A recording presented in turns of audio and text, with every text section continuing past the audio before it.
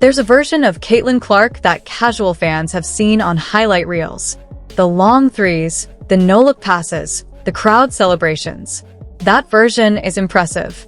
That version fills arenas and sells jerseys and trends on social media every time she touches the ball in a meaningful moment. But there's another version of Caitlin Clark that only surfaces under very specific conditions. It requires pressure, real pressure, not just a tough defensive matchup or a hostile road crowd. It requires the kind of pressure that comes from an entire week of having your name dragged through a narrative you didn't create, your integrity questioned by people with platforms, and your professionalism doubted by an organization that should be protecting you. When those conditions exist, when the frustration has nowhere left to go, something different wakes up inside her. Something colder. Something more deliberate. And the Golden State Valkyries found out exactly what that looks like on Friday night. Before we even get to tip-off, we need to talk about what happened at that press conference the day before the game.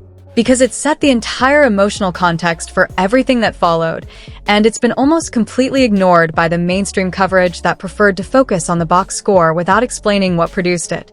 Clark sat at that podium, and she was not performing composure. She was not using the careful, diplomatic language that athletes typically deploy when they want to avoid controversy.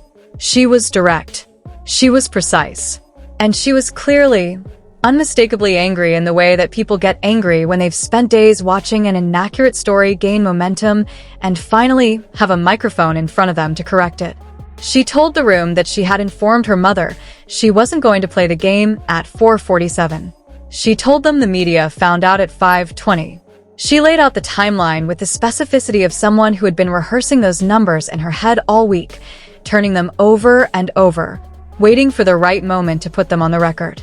Think about what that statement actually communicates beneath the surface. She is not just correcting a timeline. She is telling everyone in that room that the person she trusts most in her life found out about this situation barely 40 minutes before the reporters did. She is making the point that the gap between what was known internally and what became public was so compressed that the theories being constructed around it are built on nothing. She is systematically dismantling a story that had been growing for days and doing it with receipts. That's not the posture of someone who has been protected and supported by their organization. That's the posture of someone who has been left to defend herself publicly because the people around her weren't willing to do it on her behalf. She walked out of that press conference, and then she walked into one of the most physical, emotionally charged games of her professional career. And the question hanging over everything when the Valkyries came to Indianapolis was whether the weight of the week would show up in her game. Whether the fatigue of fighting on multiple fronts, the media narrative, the organizational dysfunction, the physical demands of the schedule, would dull the edge that makes her dangerous. That question got answered so completely and so quickly that by the middle of the third quarter, it had become almost embarrassing to have asked it. Let's understand what the Golden State Valkyries brought into that building first, because giving them their proper credit is part of telling this story honestly. Head coach Natalie Nakase is not a coach who stumbles into success. She has an analytical background that runs deep, including time spent learning the game at the highest organizational levels in professional basketball. She had watched Clark's film, not just recent film, extensive film. She understood the mechanics of the left side step back. She knew the range on the logo 3 and the specific court positions where Clark was most likely to attempt it. She had charted the hesitation move that creates the pull-up jumper and the tendencies that emerge when Clark is being pushed left instead of right. Nakase built a defensive scheme specifically engineered to take away Clark's most comfortable shots and force her into decisions she hadn't practiced under this particular brand of pressure. The blueprint was simple in concept and brutally difficult to execute. Put physical bodies on Clark at every catch. Disrupt her rhythm before she even touches the ball. Make every possession feel like a fight rather than a flow. And make the physicality so persistent and so consistent that it eventually wears on the mental side of her game as much as the physical side. For the first half, that blueprint created real problems.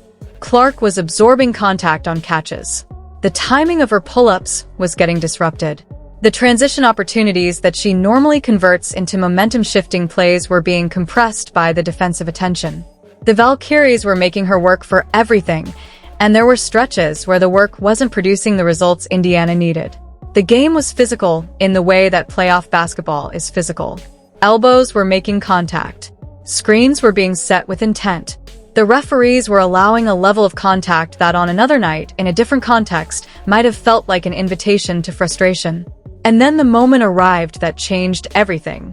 Clark drove hard to the basket with the urgency of someone who was done being polite about the physical disadvantage the defense was trying to impose on her.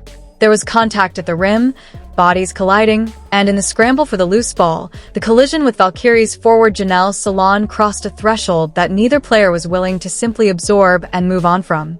Salon got into Clark's face. Clark didn't back away. The benches started drifting toward the floor in the specific way that benches drift when players sense something is about to fully ignite. Veronica Burton stepped between the two of them and did the physical work of preventing an escalation that the officials were already moving to address. Double technical fouls. Both teams heading to halftime with the crowd buzzing at a frequency that no HVAC system in that building could neutralize. Here's what the mainstream media fundamentally misunderstood about that double technical. They treated it as a distraction, as a sideshow, as the kind of halftime controversy that generates social media content without actually changing the game. They were completely wrong. To understand why the technical mattered, you have to understand what it actually costs to give a double technical to Caitlin Clark in the middle of a game she is already emotionally invested in at the deepest level. The week she had just survived. The press conference she had just delivered. The physical assault she had been absorbing for 2 full quarters from a defensive scheme designed specifically to make her miserable. The technical foul didn't embarrass her. It liberated her. It gave that accumulated emotion a release valve. It clarified exactly what kind of game this was and what was required to win it. Some athletes get a technical, and you can see the disruption of it in how they play afterward. The energy it costs them to recalibrate. Clark walked off that floor at halftime, and you got the sense that the technical hadn't disrupted anything. It had focused everything. The third quarter started, and Clark brought the ball up the floor with a deliberateness that the arena immediately recognized as different from anything it had seen in the first half. She crossed half court, and she did not look for a teammate.